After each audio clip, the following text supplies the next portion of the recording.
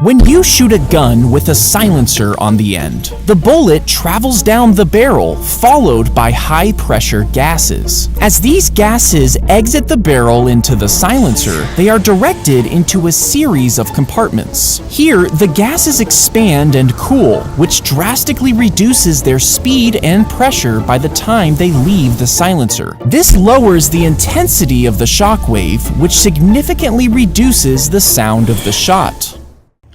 Don't want to pay the $200 fee on an NFA item? It might be a reality.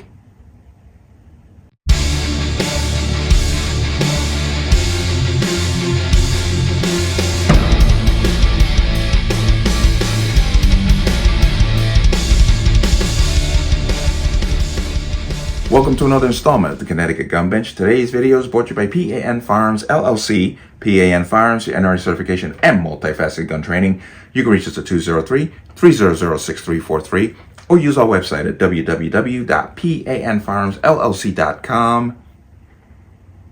As always, there'll be a link in the description box below. And if you like channel like content, what I do here, you can support me. The link, everything's appreciated.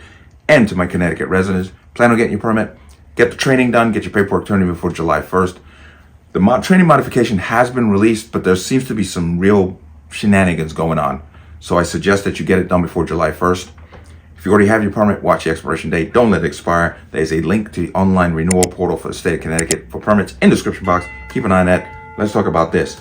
Now, a bill has been presented. I believe it's Tom Cotton. I believe it's Tom Cotton out of Arkansas, if I'm not mistaken. He has presented a bill to end the fee, whether it be $200 or $5, but ends the fee for all NFA items. Yeah, I'm like, my heart's jumping up and down in excitement, but let's read about it. Bill aims to zero out tax on NFA items. Legislation introduced on Capitol Hill will zap the antiquated 90-year-old tax charge by the federal government on items such as suppressors and short-barrel rifles. The Repealing Illegal Freedom and Liberty Exercises Rifle Act, filed this week by U.S. Senator Tom Cotton, Arkansas, in the Senate, and U.S. Rep. Ashley Hinson, Republican, Iowa, in the House, will remove the tax imposed on firearms regulated through the National Firearms Act. With so many NFA items in circulation, over 7 million as of 2021, the bill's author described deleting the tax as removing an artificial obstacle to the right to keep and bear arms. Quote, law-abiding Americans who exercise their Second Amendment rights should not be subject to unnecessary taxes and restrictions preventing them from doing so, said Cotton. Passed into law in 1934, which is the NFA Act, the National Firearms Act needs to be amended.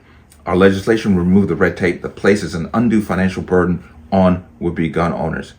And the funny thing is that fee has never changed. It's always been $200. According to latest statistics released by federal regulators as of May 2021, the National Firearms Registration and Transfer Record, the central registry for all Title II weapons regulated under the NFA, there were 3.3 million destructive devices, 2.7 million suppressors, 741,146 machine guns, 532,725 SBRs, 62,267 short-barreled shotguns, and 67,744 any other weapons on the ATS books, totaling 7,512,175 items of all types. Compare this to the figures just a decade prior, 2,850,406 of all types, and it's easy to see how NFA items have become more mainstream. Yeah, but are they going to let you get away with that? That's the next question. But at the same time, the NFA-related transfer or marking tax collected by the federal government rose from 7.1 million in 2010 to a whopping 51 million in 2020. Quote, the federal government should not be placing financial barriers on the inalienable rights of Americans, said Congresswoman Hinson. This constitutional tax on certain firearm purchases is a direct violation of the Second Amendment and must be repealed. While the proposal removes the federally mandated financial burden on law-abiding gun owners, it will keep the rest of the NFA intact. In short, those looking to acquire an NFA-controlled item will still have to submit the paperwork and wait for the background check process to complete, but the pain of the tax stamp would disappear. Now, this could vaporize the argument by gun control advocates against such NFA reform as the Hearing Protection Act, which aims to deregulate suppressors from NFA control and treat them as standard Title I firearms.